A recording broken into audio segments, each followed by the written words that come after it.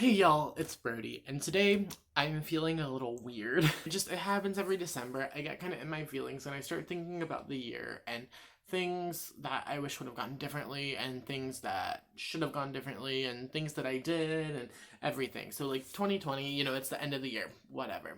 So you could say I've been reflecting on the past year. I will be doing the reflection tag. This was created by my friend Elle. Make sure to link her original video down below as well as on the cards so you can go check her out and support her. She's one of my favorite people. She's one of the sweetest people in this community and I love her so much. So question number 1, did you reach any bookish goals? Yes, I did. Every year my Goodreads goal is just to read one book a week for the entire year. I did that. I did more than double that, I think. As of right now that I'm filming this, December 11th, I think I have read 108 books this year. Another thing I wanted to do this year that's bookish but not reading is writing more. So I've actually started writing some more short stories. I've been doing more writing exercises. I've been working on a novel, so that's fun. Number 2 is to shout out a bookish person or people that you have felt supported by. Honestly, no one has been in my corner this year as much as my Indigibabes and the indigenous bookstagrammers.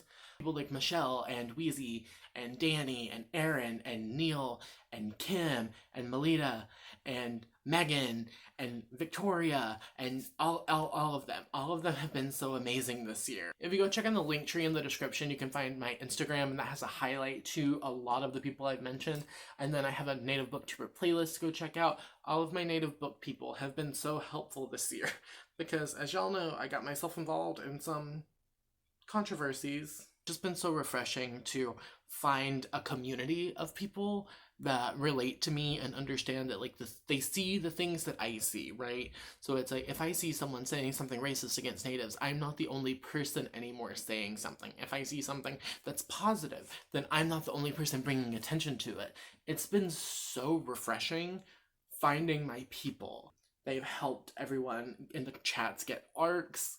They've opened up a world of opportunities for everyone. We're all just so in each other's corners, and it just means the world to me that I have this little community inside of a community that I can turn to whenever I need help or I need to talk. Number 3, what's been your favorite video that you've uploaded? Probably my most viewed video of all time on my channel, which is the mistreatment of natives on BookTube. And in that one, I talked about a lot of the issues that native content creators face on this platform. I talked about issues that I personally face. I talked about the attacks that I have gotten. I've talked about the issues with racism in the publishing industry and how hard it is for native people to actually get arcs. And that is what I want to do in this community. That's my most viewed video. I think it has like 3,000 views, which is ridiculous to me because I don't even have 3,000 subscribers. And so many people that I respect, right? Like so many people who I have looked up to before being a content creator commented on that video and reached out to me and messaged me directly and have been including me in discussions and including me in things because they heard me. I wish that I could do more content like that without feeling like I'm being negative. I think that's what I want to put out, and it was also the one that got me heard the most. And also the fact that I filmed that shit while having COVID. How long is that video? It's 24 minutes long. I had an hour of footage. I felt so strongly about this that 40 minutes that I cut out were either me crying or me coughing or wheezing for breath because I had COVID. And I had to talk about this stuff because if I didn't do it then I would never do it while I had COVID.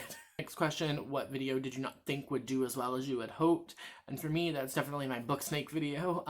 That's one of my favorite videos I've ever done as well. And that's where I took all the book snakes from books because y'all know me, I love a good book snake. And I gave them personalities and personas and I gave them all names and I was like, this book snake looks like he would be masked for masked on Grindr, and these two book snakes are like a high femme lesbian couple, and I loved it so much. It was so fun to film. It was so fun researching and finding all of these different book snakes, and then it kind of flopped and I was kind of upset about it. But if you want to watch it, it will be up there and down there because I really enjoyed that one, and I think that's probably one of my best videos I've ever done. One of my most creative videos I've ever done. Number 5, what is something you really struggle with on your channel? Following through on things, because I have all of these video ideas. I have all of these vlog ideas. Like, I love vlogging. That's one of my favorite things to do. I did a video that I love, and it was like dressing as book covers for a week, or swapping lives with Aphrodite Reads. I have another live swap video that I still haven't even edited that I filmed back in like July. It makes it hard, honestly, to stick to projects that take longer than like an hour to get done from start to finish.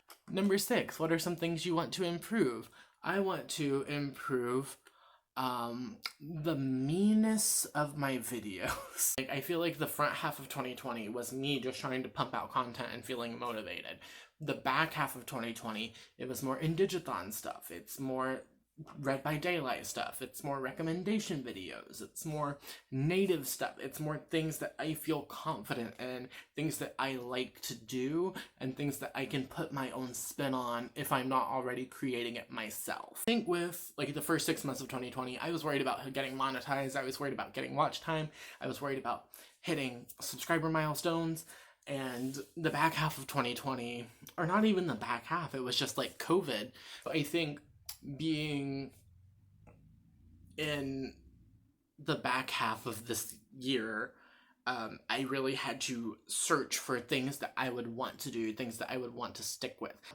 Before, I would just post content to post content. Now I'm a lot more selective about the content that I post. I'm pickier about what meets my standards and what I want to show to you. Because now that I hold myself to a higher standard, I hold my content up to a higher standard as well. Okay, number 7, what do you want your viewers to know?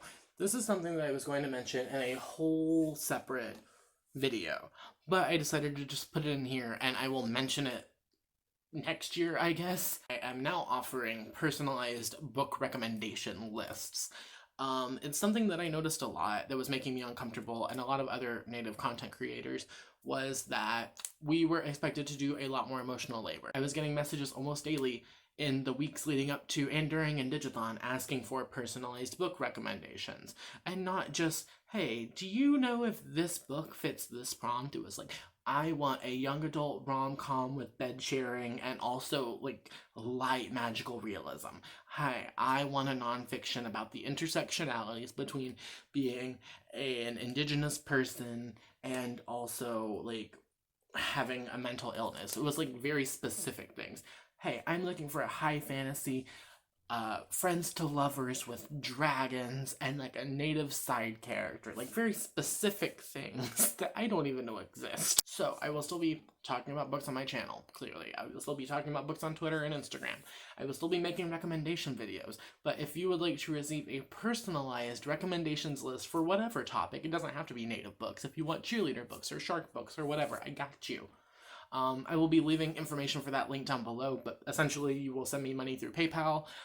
We will talk about what you like, what you don't like, what you've read, what you haven't read. I will come up with a list of recommendations for you. It's basically like $2 per book. It's not expensive. I'm not gonna money hungry you.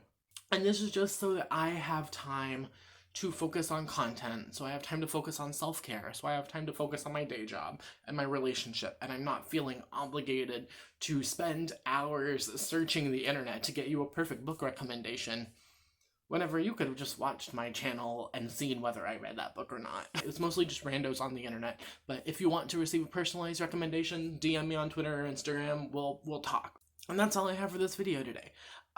If you enjoyed it, let me know by leaving a thumbs up. Also, answer the comment question of the day.